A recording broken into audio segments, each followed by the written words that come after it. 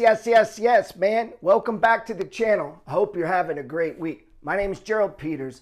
I am the author of the free ebook, You Don't Have to Die Broke. It's free, man. Go get a copy. Today, I want to take you inside.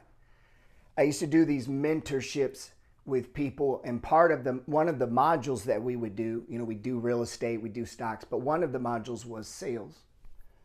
The fastest way to get money, to be an investor, the fastest way to achieve financial freedom, the fastest way to achieve, to basically, man, getting out of the box, getting ahead of shit, right? So that when things happen, you can write a check. My AC went out. It's going to be $10,000.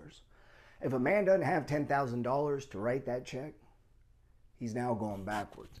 And if you've ever heard me teach in the previous module on time times amount times yield, see, as you begin to put all this stuff together that I teach, it gives you this coherent philosophy, this way of seeing. Yesterday, I did this Twitter live where we talked about that money is just a thought form, man. It's just a thought form. And when you begin to break everything down philosophically, and then to begin to put these puzzle pieces together, you're going to be 10 foot tall and bulletproof. That's what my new ebook talks about, right?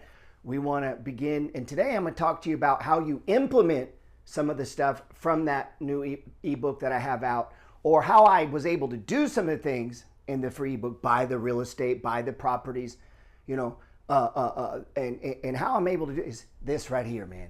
Sales. Everything is about sales. What's up? Sales. It comes down to sales, man. Everything is about sales. I don't know if you've ever listened to the old school motivational people. Jim Rohn is famous for saying, wages are fine, wages are honorable, meaning the money you make at work. But what gets people rich is not money from work, man. It's profits. And profits come from sales. And a lot of people have kind of they don't have a holistic, let's call it, philosophy on sales. Matter of fact, they may do sales in such a way that it turns people off. You don't want to do that. And selling is an art form. I have this book, I've never put it out on Instagram, but I have this book called The Mentalist, The Art of Mental Persuasion. And that's what utilizing the alpha code I talk about, is this idea of pushing your intent into the universe. Why do people call this guy to buy real estate?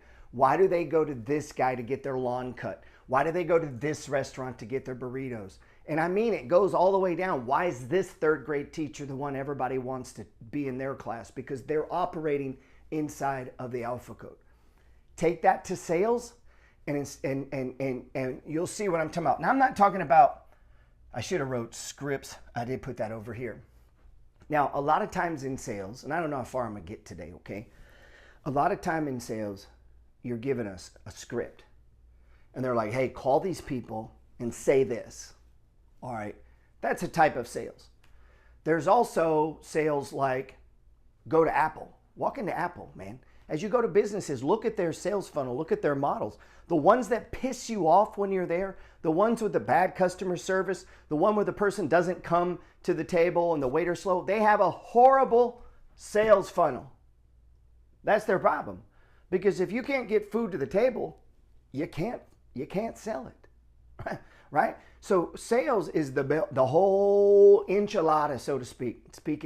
Staying on the restaurant theme, it's the whole enchilada. I don't care what you do, man. You want to get a beautiful woman, you're a lady and you want to, the right man, you better sell yourself. And that's, this is not negative. This is how this is where money comes from. Money comes from sales. Even if you're the driver for Uber and you feel like you're a widget in the widget in the wheel turns because somebody did some selling. And into old school, it was face-to-face, over the phone, TV commercials, newspapers, Thrifty Nickel, USA Today. These are things that I used to use. Local papers, yard signs, stickers on the wall, old school, walk up and hand people shit, right? Did my light just blink? All right, we're recording. Keep it going. So break down, what are the methods? We could say that up here. What are the methods? These are just different ways of selling. But before we can sell, We got to back up. Like I was saying yesterday, before you buy a house, I need you to understand that if you don't see money as a thought form, you won't execute on the house. You'll be like, I got 40K. To do what you say, Gerald, I got to put 32,000 down on the house.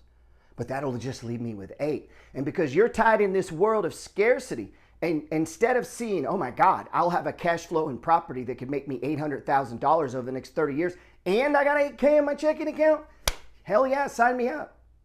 You'd rather hold the 40 because you're worried about, you got fear, man. 3 enemies of mankind: fear, indecision, and doubt. You want to be a good salesman? You can't get hung up on that. You can't get hung up on that, you know? And when we get right down to it, selling is service. The moment you believe what you're selling doesn't serve people, you're committing a crime. Not maybe technically, legally, but a crime against humanity. Your purpose, everyone's purpose, my purpose, your purpose, his purpose, their purpose is to serve each other. All money comes from other people. Other people have your money. This is so important because it helps you to see the sales funnel. Me selling my service, my time, and my talent is serving mankind. It's actually doing what the Creator created me to do. This is what I was called to do at this moment, is to provide you with the best of this. And when you do that, when you live like that, you get a lot of these. A lot of sales. But before we sell, we what? We got to back up. So in order to get to selling, because some people think, well, that's selling. No. There's different aspects of selling. Let me clean this up. I'm starting to get excited, man. I like talking about selling. I don't care if it's, I'll tell you how I ran my lawn care business. I'll tell you how I made millions of dollars gross sales in network marketing. I'll tell you how I ran various websites, how I do an information business. It's selling. You're on here. I sold you. I sold you. I got your time. Got you to watch this far. You probably picked up a book from me. Probably bought another one. You may have done a back end. You may have done a one-on-one call with me to talk about you and your situation. You see how that happens? But I didn't call you and say, hey, do you want to do a one-on-one? I didn't call your house and say, hey, would you like to buy my ebook? I didn't put a yard sign in front of your house that said, hey, would you like to buy an ebook? I didn't do that, right? But I did interrupt your day. I did get in front of you for just a second. Now, what do we call that? That's called prospecting, right? Prospecting. All sales, whether it be car sales, real estate sales, all sales starts with pushing your intent into the universe. That's what I mean by that. The push. Push. You got to interrupt, okay? You got to get, let's call it in front. Now, here's one of mine. Look over here. In sales, whenever you say something, they object. Then you say something, they object. These are my objections to being a quality salesman. So I listed weaknesses. In selling, when you get past prospecting and we get into closing, this is where you're going to start hitting this. So sales is a generic term for, I created a product, someone bought it, now I had a sale. That sale created what? Profit. Profit is what will make you rich, because profit isn't tied to, what makes profit so important? Now let me get off this. Now I'm not using a script, guys. All right, this is just an opening. It's like I don't even know where to start on this. When you complete a sale, you get a profit. Why is profit better than wages? All things considered. Now it comes with its own risk, but so does having a job. What makes wage profit so much more is you can 1,000x it. I hope you can still hear me. I keep feeling like the light went out. I'm going to try to keep this to 15 minutes, man. When I would do my mentoring things, I'd go for hours. I don't think the online community has that in them anymore. All right, we get a profit from a sale. Now we're going to work through this through the sales funnel. And in a minute, I'm going to touch on the tool table prospecting system. That's what I call it. I made it. I didn't make it up, but that's what I called it, right? And then we're going to talk about how do we filter leads. And this is for whatever business, lawn care. So would you knock on the door of a condo? They don't have a yard, so they're filtered out. I hate to interrupt this class. I know you're really, really enjoying it. If you made it this far, I appreciate you. So listen, I'd like you to go check out my website. Go to geraldpeters.info, just like it sounds, GeraldPeters.info. And when you get there, I want you to check out my book, my new ebook, The Two Selves. If you're into sales or want to be, you're an entrepreneur, you want to be an investor or a stock trader, you need to get this book. It's going to help you be 10 foot tall and bulletproof. It's going to help you get to where you're trying to get mentally. Go check it out. And as always, I appreciate your support. Take the obvious so we don't waste any time whatsoever. Remember what we said? Time times amount. Remember, I'm talking about this all the time. It applies across everything. Equals yield, right? Which equals what? Profits, sales. Meaning in all sales transactions, there's going to be a time element. So you watch this video. Well, I had to take the time to record the video. But get this. Because it's not a newspaper goes away. Because it's not an email, emails get deleted. Because it's not a tweets, they stop looking at them, right? As it becomes archived. So something like YouTube, Instagram, these type of platforms, if you can somehow push your message onto their video about you and your business, and it's ongoing for years and years and years into the future, for something you did one time, that video will be pulled back up again. People go back and watch your old videos, and guess what? Work you did one time 3 years ago might sell a book, which leads to a back end, which leads to this. Or they sign up, they go visit your chiropractic office, or they call you about their pool, or they look at you as their realtor. Whatever it is you do, man, if that intent has been pushed, like the butterfly effect, it's going to go out and you're like, okay, again, we're talking philosophical. I want you to see this whole thing that we're going to do around your business, around you, around your life, around your investing. So the sale is so much more better than wages because of profit, because profit can be 10x'd. Meaning I write a book once, I sell 50,000 copies over the next 5 years. And in 5 years, assuming I have a following, I could change the cover, I could do volume 2, I could add some new shit, boom, boom, put it out there. And this one thing could become a drip. You go, yeah, well, that's good for you. You're writing books. Uh-huh. Where do you think I got it? I went and bought a house, right? And I put people in it, and every month after I paid all the bills, they gave me $300. Oh, shit. And to my naive mind, I'm like, that's like a royalty. Oh, man, it's called cash flow, right? Same thing. Guy writes an album. Here's the thing about entertainment. Sometimes you hear people get mad. Oh, school teachers only make $40,000 a year and Kardashians make $1 million, right? They do that because human beings value escapism and entertainment more than they value learning English. I'm not saying that's right. I'm not saying that's fair. I'm telling you what the fuck is up. So people who entertain us, they make us laugh. They entertain, we get to live our high school football days. So, man, God, bah, ah, and everybody's clapping. That feeling is so fucking rare in life because life is hard. Buddha said life is hard. So we value anyone that can make us feel good, feel better, laugh, whatever. We value that more than we do our history professor, most of us. That being said, so that's what that is. So use that in your marketing. So you're a chiropractor. People don't want to watch some stupid video about blah, blah, this is the third vertebrae of that. They hated science class, man. That's not what they want to see. They want to see the results if they come to you, and they want it delivered in a way that maybe is funny or entertaining or like, man, I got to go check this guy out. Lawn care guys could do that, man.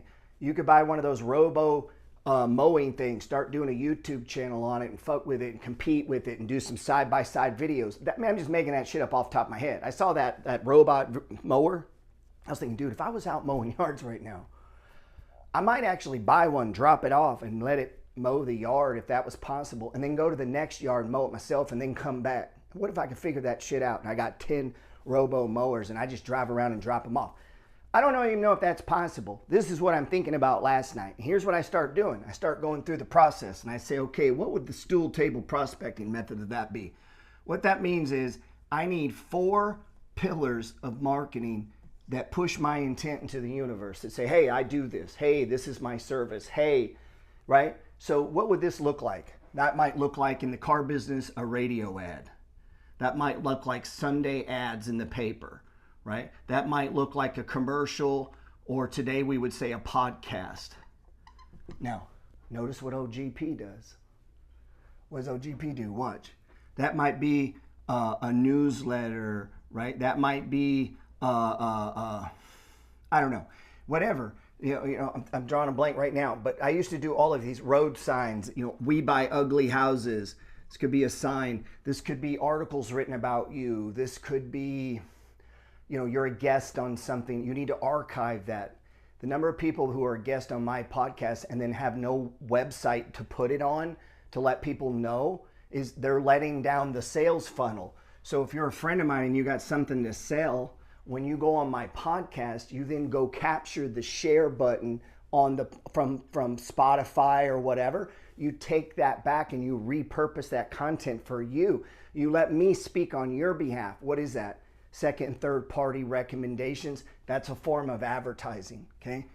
That's a form of prospecting. Second and third recommendations. There's another name for this, but that was my thing. A lot of people bought my book because of Chris Johnson. It wasn't me. I was there. Nobody bought it. They bought it because he bought it and said, hey, this is good. That cost me nothing. Matter of fact, I charged Chris $19. That was the price of the ebook then. He put it on point. He put me out there, and then I sold tens of thousands of copies because he bought it. What was that advertising worth? $500,000. What is that worth? I mean, that was free. This is a form of marketing. Chris knows that. He knows the game, man. I know the game. Other influencers know the game. It always shocks me when you meet an influencer who doesn't know it. And it's like, how did you get here, man? What I mean by that is one of the cheapest forms of advertising ever is to get someone else to recommend it. So 5,000 people a week listen to my podcast. If you came on my podcast, I had a guy text me last night and says, hey, man, I don't know what you said about me, but I had a bunch of, subscribers. I don't know what a bunch is. To him, it may be 2. I don't know, but it was at least one person. Hit him up and he was texting me the next morning. Well, I just mentioned his name on my Twitter thing. I just mentioned him. My friend, Robert Biggerstaff, I mentioned him and he's out there pushing, doing the real estate thing. How do I know about him? Because he posted it. That's marketing, okay? So that's the kind of marketing you can do today that back in the day you couldn't do. Marketing and prospecting has never been easier. That said, it's also very competitive because anybody can get into the game now. So prospecting back in the day would be the radio, today that'd be the podcast, be the Sunday papers. That might look like a newsletter for you. That might look like an article you publish on a website. That might look like some shit you put out on Twitter. That might look like something you post in Discord. That might look like something you put on, on your Snapchat, Instagram. That might look like something, you get what I'm saying? Like, so today at 4 o'clock, I'm doing a podcast with a guy who just started I don't know who this guy is. He just started it. What does it hurt me to do that? It's free marketing. If his shit blows up, I'm archived on his feed forever. For me, it's prospecting. For him, it's prospecting. Because he knows if I like the interview, I'm going to put it out to my people. But he had to prospect me. So how did he do that? He sent me a DM. Okay, one of the things would be mail order. So back what I used to do is I mailed postcards. I mailed postcards. I mailed letters. I sent emails, and we called you on the phone. All of them. So you would get a text, you would get an email, you would get a phone call, you would get a letter, you would get a postcard. You would be put into, once I prospect you, once I got you to say, hey, I'm interested in what you're talking about, GP, let me look at that. Let me opt into your list. Let me call your 800 number. Because back in the day, I would put people to 800 numbers. I would run ads in these magazines like Thrifty Nickel, USA Today, and it would point people to a phone number. So while I'm asleep, while I'm doing bubbles and bath with the kids, I got all these little push your intents out there in the universe. What is this? That's one of my pillars. The stool is, you have 3. A stool has 3 legs, right? And a table has 4. So I would always try to build a stool and at least build a table. And if I could build a table and a stool, holy shit. The internet allows you to do that, man. The internet allows you to do this better than we did back in the day. So what I would do is I would run an ad to prospect using the stool table method, meaning in various locations, in the newspaper, on the internet, mail in a postcard, mail in a letter, mail in a booklet. We would experiment with different mailings. We would experiment with different, 15, 20-second teaser ads. You could come to me. Hey, GP, let me buy an ad on your podcast. Shocks me nobody does that. It's like, fuck, I got to come to your house and teach you how to market and build yourself. Super easy. These things are super simple, but you got to be about it, man. You got to want to do sales. What do you see OGP doing every day? Live, live, live, live. People always say, man, you put out too much content. No, you don't put out enough content. I'm trying to sell, man. What do you mean? I'm trying to make 500,000 by myself. Me, I want to make 500 grand a year. Some people say, well, wow, that's a lot. That's not a lot. I know people do 5 million a year. That's not a lot. That's me by myself. See, there has to come a point where you're like, that ain't a lot. And for order for you to think that's not a lot means you got to tap into something bigger, which means you're not down here on wages. Sales is not about wages, man. The people getting the wages are the widgets in the sales system. The guy getting the big money and the profits is the guy at the top who gets to keep after the sale. In other words, the guy gets to keep the cash flow. See, the guy gets to keep the cash flow. He's at the end of the funnel. But along with that, along with putting together a sales funnel, your own sales funnel, it needs to be organic. You need to think it through, man. This is why money is only a thought form. We get other people's money by serving them. Why would people rent a house from me? Because I go out, I buy a property, and I make it look real nice. Matter of fact, Science of Getting Rich says, give people more in use value than you ask for in monetary value. What does that mean? Meaning I want it to be nicer than the rent. Like I want them to know they're getting a deal. And then on top of that, I want to be the best landlord I possibly can. But I expect the same from them. And if you give me the world's best tenant, it is very easy to be the world's best landlord. They're only going to do what I do. So I start the process by trying to be the best landlord. And when that works, I get money. So if I want more money, I just go do it again. But in order to get the money to go do it again, I got to sell shit. Or I got to do wages. And if I do wages, you can see how long it's going to take. But what if I could sell $30,000 in books this month through YouTube, Instagram, and a podcast? There's some people say, well, that ain't fair. Okay, well, I spent 3 years doing it for free. You know what I mean? Guys just get going in that and they're like, just going. And it's like, bro, I did the stool table prospecting method. Podcast, newsletter, website, social presence on Instagram, YouTube, Twitter, Discord, right? That's not accident. These aren't fucking set up on accident. It's all on purpose, man. Whatever you sell, you need to believe the core of your being that it serves people. And I believe that. I've seen it. I get the emails and the letters. Hey, Gerald, started following you. You were yelling about debt. I paid off all my debt. I'm now on my third rental property and I got 100,000 in the stock market and we got no debt. Okay, it worked. Meaning what I told that man to do worked. Now, I don't control if a pipe busts over there or if a tornado comes down and hits it or if we go into a bear market or a bull market or if a stock gets hit. Like all these things are out of my control, but I know the system. I know the method, right? Because I sat and studied on it. Money's just a thought form. And as I began to think it through in my own life, in my relationship to people, in sales, what I needed to create was a 24-hour sales machine. Oh, GP needs to make money every day. I make money every single day. And I have for 17, 20 years by selling things. And some things don't sell and they go down and they bust and go inflate next. And so I'm always working I usually have one main thing, one thing that's a main thing, but it's not maybe the main thing, but it's part of the deal, right? And then maybe another one. And then I've got something I'm playing with, like a pet project, some things. And these all four should push and equal to my intent, should serve me, most of all should serve other people that result in me getting money. Whether that was when I was mowing yards so that I could take their money and buy real estate. It wasn't my money. I mowed yards. They gave me their money. I took their money and I bought real estate, which then gave me money to buy more lawn care, get more money to buy more real estate. And I realized this is called the money flow, and that what I'm doing is just giving people a service so they'll give me their money. And then I figured out, well, I got to leverage myself because I can't be here. And if I want to make money on Saturday, but I want to sleep in on Saturday, how can I do that? Today, Old Tria paid me $471. Thanks. Does that change my life? No. But guess what? In 90 days, they're going to do it again. On the 15th, my Airbnb properties will pay me. What is that? Money's a thought form. Meaning I had to go out and sales ship.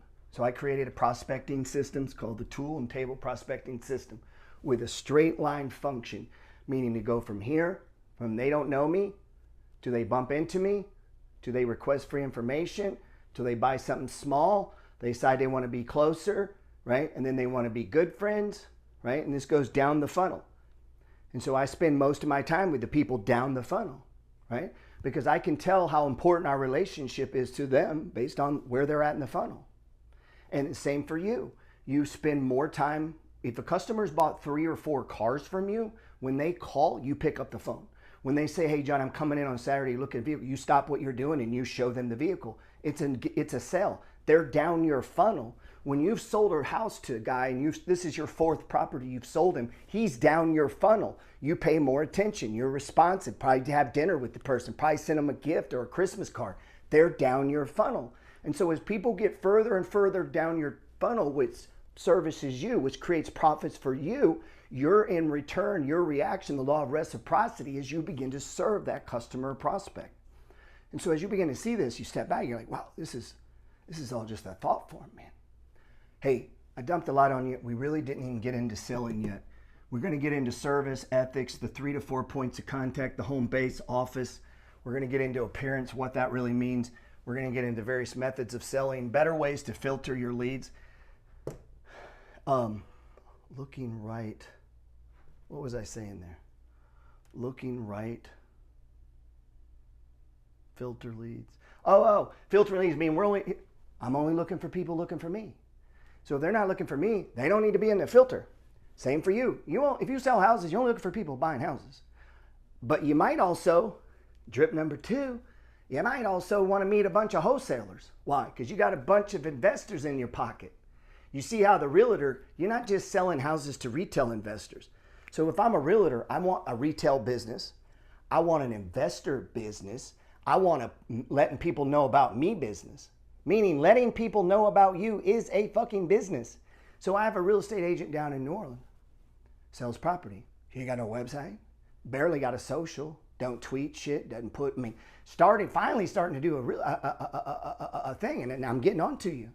So if you're watching this, fix this. Get on this sales thing, man. Turn that around. One of your jobs is telling people about you. So I go to your website. I see about you. I click on that to see your listings. Click here. It connects me to your YouTube. Click this. That's the realtor I want to do work with. Shit, they got all kinds of videos showing you, oh, let me show you, this is a great idea for an investment. This is someone I just sold a property to. Let me walk you through. Like, man, you do that?